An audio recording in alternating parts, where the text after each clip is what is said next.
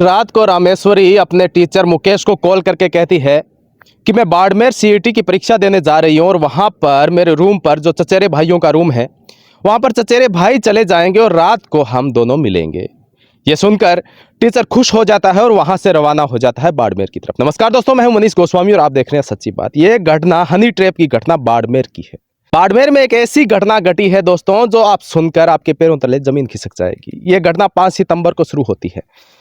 वैसे तो यह घटना बहुत पुरानी है। रामेश्वरी जो आज से 2 साल पहले एक स्कूल में पढ़ाई करती थी, वहीं पर मुकेश नाम का टीचर उसे पढ़ाता था, जो 3rd ग्रेड का टीचर है। धनाऊ थाना क्षेत्र में यह स्कूल है जहां पर रामेश्वरी पढ़ा करती थी। उसके बाद 5 सितंबर यानी टीचर्स डे पर रामेश्वरी अपने टीचर मुकेश को एक मैसेज करती है जिसमें कहती है कि हैप्पी टीचर्स डे, जिसके रिप्लाई में मुकेश कहता है थैंक यू। उसके बाद से रामेश्वरी और मुकेश दोनों की बातचीत होना शुरू हो जाती है और धीरे धीरे ये बातचीत झूठे प्यार में बदलने लगती है, क्योंकि रामेश्वरी को तो अपना मकसद पूरा करना था, उसे लूटना था। उसके बाद 22 तारीख को सीईटी की परीक्षा देने के लिए रामेश्वरी अपने गांव ससीबेरी से रवाना हो जाती है और पहुंचती है बाड़मेर। बाड़मेर के विष्णु कॉलोनी के अंदर एक रूम होता है, उसी रूम में रामेश्वरी रुक जाती है। वहां पर अपने कुछ दोस्तों के साथ में रुकती है, जिसमें पप्पू राम नाम का एक उसका बॉयफ्रेंड भी साथ में होता है। इसके अलावा 3 दोस्त और होते हैं। रामेश्वरी अपने टीचर मुकेश को कॉल करके कहती है कि मैं बाड़मेर पहुंच चुकी हूं और रात के करीब 12 बजे की ट्रेन है। उस ट्रेन के अंदर मेरे तीनों जो चचेरे भाई है वो रवाना हो जाएंगे और पीछे रूम पर मैं अकेली रहूंगी। इसके बाद जो टीचर मुकेश है वह अपने गांव से मोटरसाइकिल पर रवाना हो जाता है और पहुंच जाता है बाड़मेर। बाड़मेर पहुंचने के बाद में वह रामेश्वरी के कॉल का इंतजार करता है कि कब रामेश्वरी का कॉल आएगा और कब वह उस रूम में पहुंचेगा रामेश्वरी से मिलने के लिए। इसके बाद रात के करीब 11:30 बजे रामेश्वरी कॉल करके मुकेश को कहती है कि अब सारे यहां से रवाना हो चुके हैं और पीछे रूम पर मैं अकेली हूं और तुम आ जाओ। वह उसे डायरेक्शन बताती है और वहां का पता बता देती है। टीचर मुकेश अपनी मोटरसाइकिल लेकर रवाना हो जाता है रामेश्वरी से मिलने के लिए। जैसे ही वह रूम पर पहुंचता है, रामेश्वरी उसको गले लगाकर हग करके उससे मिलती है और हंसी खुशी दोनों बैठकर बातें करने लगते हैं। अब खेल होता है शुरू।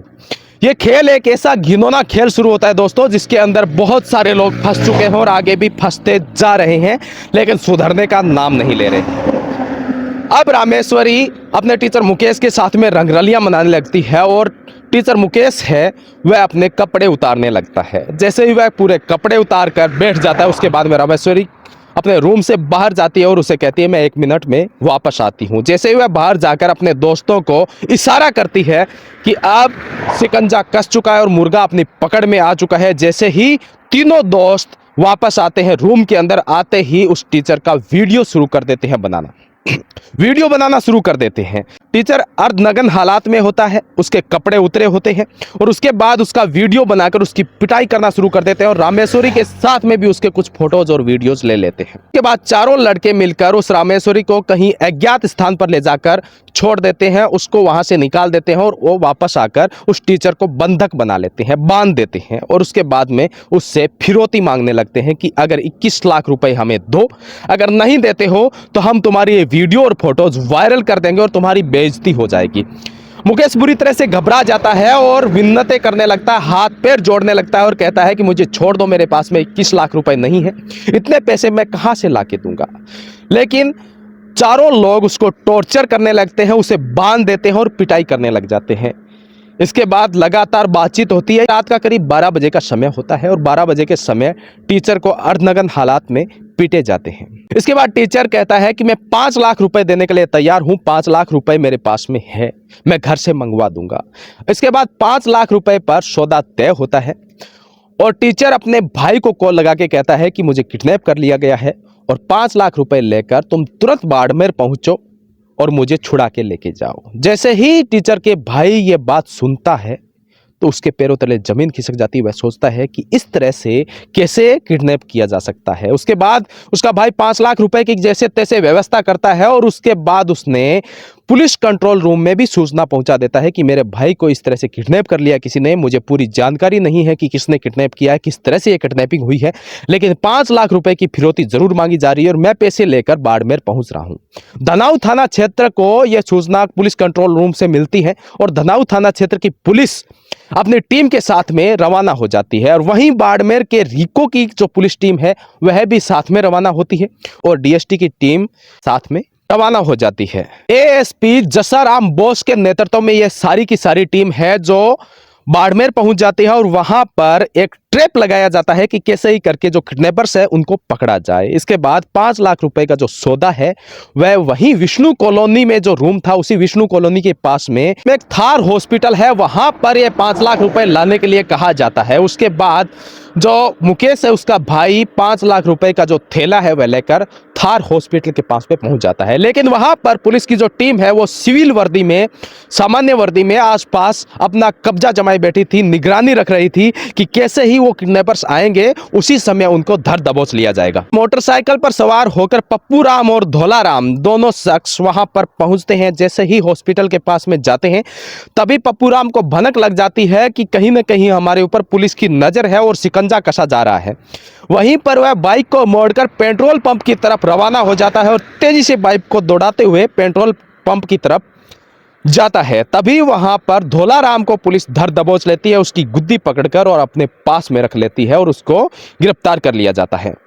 लेकिन पप्पू राम भागने में कामयाब हो जाता है, वह वहां से भाग जाता है। उसके बाद रात के करीब 2 बजे के आसपास ये घटना घटित होती है और 2 बजे पुलिस टीम धोला राम को लेकर और उस स्थान पर पहुंचती है जहां पर टीचर को बंधक बनाया होता है। वहां रूम पर जब पहुंचते हैं तो टीचर अर्धनग्न हालात में बांधा हुआ मिलता है। उसके बाद वहां से उस टीचर को लगभग 3:30 बजे वहां से रिलीज किया जाता है, लेकिन वहां से दोनों लोग जो होते हैं वो गायब हो जाते हैं, वहां से फरार हो जाते हैं। दोस्तों इस हनी ट्रैप में वह मुकेश फंस जाता है, लेकिन जैसे तैसे पुलिस टीम ने उसे रिलीज करवा दिया, छुड़वा दिया। लेकिन अब बारी होती है तमाम मुजरिमों को गिरफ्तार करने की, लेकिन वहां से मुजरिम फरार हो जाते हैं। अब धोला राम गिरफ्त में आ चुका था, धोला राम से पूछताछ की जाती है, गहनता से और सख्ती से पूछताछ की जाती है। तब धोला राम वहां पर सारी सच्चाई बता देता है किस तरह से उन्होंने प्लान बनाया। उसके बाद अगले दिन यानी कि 23 तारीख को 2 लोगों को और गिरफ्तार कर लिया जाता है, जिसमें कालू राम और हनुमान राम दोनों को गिरफ्तार कर लिया जाता है। दोनों को गिरफ्तार करने के बाद में अगले दिन 24 तारीख को रामेश्वरी को भी गिरफ्तार कर लिया जाता है। रामेश्वरी को डिटेन करके और सारी सच्चाई जानी जाती है। तब रामेश्वरी कहती है कि हमारा ये प्लान था, हमने पैसे के चक्कर में ये हनी ट्रैप रचा था कि मुकेश से पैसे ऐंठेंगे और उसके बाद में उन पैसों से हम जो मौज मस्ती करेंगे। दोस्तों इस तरह से हनी ट्रैप के मामले लगातार बढ़ते जा रहे हैं। सतर्क रहें, सावधान रहें। लेकिन पप्पू राम जो है वो अभी तक गिरफ्तार नहीं हुआ है, वह अभी तक फरार है। मुकेश मुख्यतः कायम का तला का रहने वाला है और मुकेश 3rd ग्रेड का टीचर है जिसके साथ में यह घटना घटित हुई है। बाड़मेर के अंदर यह घटना घटित हुई है। विष्णु कॉलोनी की यह घटना है जहां पर एक रूम में इस घटना को अंजाम दिया गया। 21 लाख रुपए की फिरौती मांगी गई, लेकिन 21 लाख रुपए न मिलने की सूरत में 5 लाख रुपए में यह सौदा तय हुआ, जिसमें 4 मुजरिमों को गिरफ्तार कर लिया गया, जिसमें रामेश्वरी और उसके 3 साथियों को, जबकि पप्पू राम जो रामेश्वरी का बॉयफ्रेंड है वह अभी तक फरार चल रहा है। दोस्तों इस तरह से हनी ट्रैप में फंसाकर लड़कियां लोगों से पैसे लूटने का जो काम है वो लगातार बढ़ता जा रहा है। पिछले दिनों भी ऐसे कई मामले सामने आए थे जिसमें धनाढ्य जो सेठ हैं, जो धनवान लोग हैं, उन लोगों को हनी ट्रैप में फंसाकर और इस तरह से जो पैसे हैं वो लूटे जा रहे हैं। कहीं ना कहीं यहाँ पर उस टीचर की भी गलती है, क्योंकि वह अपने स्कूल की जो छात्रा है उसके चक्कर में आ जाता है, प्यार के चक्कर में आ जाता है और उससे मिलने के लिए चला जाता है। इस तरह से किसी पर भी भरोसा करना आज के समय में ठीक नहीं है। अपना ध्यान रखें और इस तरह से लड़कियों के चक्कर में न पड़े। अगर इस तरह से अगर आप लड़कियों के चक्कर में पड़ेंगे तो जाहिर सी बात है कि आपके साथ में भी ऐसी घटना हो सकती है। आप सभी का इस घटना के बारे में क्या कहना है कि इस तरह के मुजरिमों को कैसी सजा मिलनी चाहिए और ये हनी ट्रैप का जो मामला है इस किस तरह से सतर्क रहना चाहिए? आप सभी कमेंट बॉक्स में अपनी राय जरूर दीजिएगा। मिलते हैं अगले वीडियो में, तब तक के लिए।